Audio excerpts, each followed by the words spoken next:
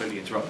It's not so much about there will be a programme of screening. At that point, the chief press officer had intervened. Then the minister resumed, but he was still no more enthusiastic about the screening plan. Sorry, I think I may have misunderstood the question. We are certainly looking at all these things, right. But the current advice that we are getting is that it would be ill-advised to go down a programme of screening for the reasons I've stated, which is that you will, you can identify all sorts of people having mental health problems, which, with the best will in the world, still has some stigma attached, when in fact these people do not have any such problems. Isn't psychological screening important in order to diagnose any mental illness or PTSD early on? Do you know of any screening programme that is certain? Well, screening takes place in other countries, assessment takes place, and it's very proactive, for instance, in America and the Netherlands. Well, that is not the advice we are receiving, not the clinical and expert advice that we are receiving. We will be looking at it, because we haven't come into this only, for heaven's sake, last month. The government's only been formed a month. We will look at everything, and we will certainly look at this. So, a brand new policy now in real doubt. The mixed messages from the MOD over these plans could leave thousands of members of the armed forces and indeed veterans rather puzzled.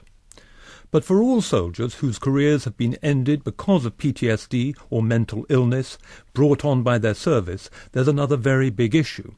These conditions can cause aggressive and erratic behaviour and lead to breaches of discipline. If soldiers are then judged unfit to remain in the forces, on what terms can they leave while getting a fair deal in relation to their psychiatric problems? Is that you here? Yeah, it's myself and my friend that I was fighting with. We built ourselves some bunkers to live in. Was that a tent or a mosquito net? Mosquito. Stop the mosquitoes. Former Coldstream Guardsman Ben Close is just 25. He joined up 7 years ago and was sent to southern Iraq in 2005. He recalls one day in Basra when he was among a group of soldiers who got left behind on a patrol at a time of serious tension. The areas we were in were quite hostile, and a couple of days prior, quite a big riot had happened in Basra as well, which we were involved in. And the terrorists had put out like they were looking to kidnap soldiers. And what made it worse was the fact that we had limited water, we had limited ammunition. What did you think was likely to happen to you? We either be kidnapped and interrogated, obviously killed. At one stage, shots were fired near them, and they had to crawl on all fours, making it back to their base only hours later and under cover of darkness. That harrowing event and mortar attacks on other days left lasting effects on Ben Close. Before going to Iraq, he'd been treated for outbursts of anger.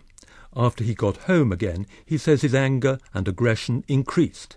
His sleep was often disrupted by nightmares about Iraq, and he drank more and more heavily to try and obliterate his memories.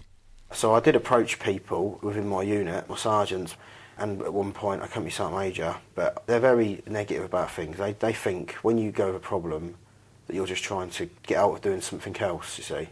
You went to the senior NCO and said what?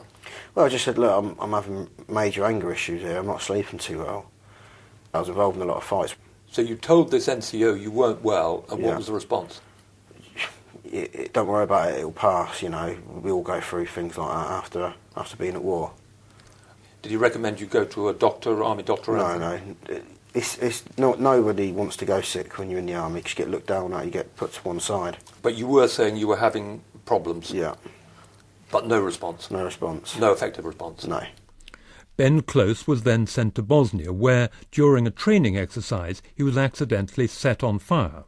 As others fought to douse the flames, he thought he'd be severely burned, but he was saved in the nick of time. Back in Britain, his drinking, nightmares and aggression got worse. Then came news that his unit was going to Afghanistan. Days before departure, he got into 2 fistfights and was charged with actual bodily harm. He again raised his mental condition with a senior NCO, but was told it was too late to get medical help before deployment. After 7 months of intense combat in Afghanistan, he came home in 2008 with his symptoms now even worse. It was only then, with the court case over his fighting looming, that he received close medical attention. a consultant psychiatrist diagnosed PTSD and firmly linked it to Ben Close's military record dating back to Iraq in 2005. He later wrote, "There is a clear link between his PTSD and the escalation of his aggression and the offences. It is also clear that his PTSD is a direct result of combat experiences in service to the army." And, says Ben Close, he understood from a forces psychiatrist that there could be an honourable way to be discharged because of his mental state. He said to me, "I'm going to medical board you." He recommended medical discharge for me. That means you going before a board of people to assess you? That's right. There was a colonel and a major, both medical officers. They asked me a few questions. I was in there a good 45 minutes asking me questions.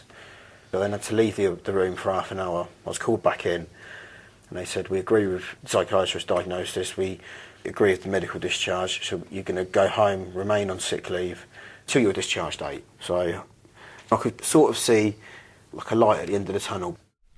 When he finally went to court on the actual bodily harm charge last year, Ben Close was given a suspended jail sentence and 200 hours community service. Not long after that, he was summoned to his barracks for a meeting with a senior officer, and he went expecting to hear details of his medical discharge. I was marched into the office in civilian clothing. The adjutant had a letter in front of him which he read to me, and he basically said to me, "This is your last day of service. We need your ID card and you've got to leave the premises." That was the end of my army career. No medical discharge? They overruled the medical discharge with the admin discharge. Who overruled it? Someone up high in Glasgow that deals with the manning in the army. I've got obviously the relevant paperwork from doctors and psychiatrists saying that the incident that happened was directly related to the post-traumatic stress disorder, so therefore should go in my favour for the medical discharge. The refusal of a medical discharge not only meant being removed from the forces with dishonour, it meant Ben Close would get no chance of a small service pension. He's hoping to appeal, but awaiting legal advice. A veterans charity, Talking to Minds, has told File on 4 Ben Close's case is by no means exceptional. So is the MOD prepared to act to ensure that soldiers do not end up being discharged under a cloud and without a pension for behaviour clearly linked to PTSD, which is in turn traced back to their traumatic war record? We put that to Defence Minister Andrew Robertson. I'm not sure there is any evidence that there are soldiers suffering from PTSD or indeed other mental issues that are being administered discharged that way. We've met one today, and he's got a letter from a psychiatrist. The behaviour of this soldier is linked, as I understand it, by the assessment to PTSD, and that is linked to service in Iraq. Well, I think if that is the case, we have, in my opinion, a moral obligation to look after our service personnel if they have been damaged in some way through service in overseas or indeed in the armed forces.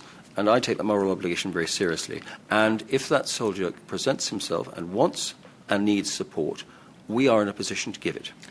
But once he's been sacked, basically, by administrative discharge, is it possible, do you think, under Army rules for that decision to be reversed? I'd be very happy to look at the case. I have no idea for what he was administratively discharged.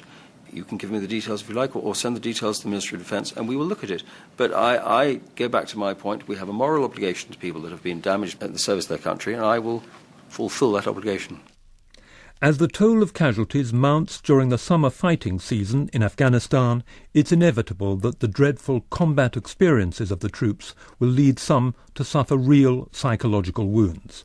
The veterans' charities say that because of stigma and lack of early diagnosis, it's often left to them to help rebuild shattered lives. They talk of a looming mental health epidemic among the war survivors. 4 weeks ago, the new government outlined a clear plan to improve mental health care for serving and former service people. But now a central plank of that scheme is in grave doubt. The MOD's contradictory messages may well leave some soldiers and veterans confused and dismayed.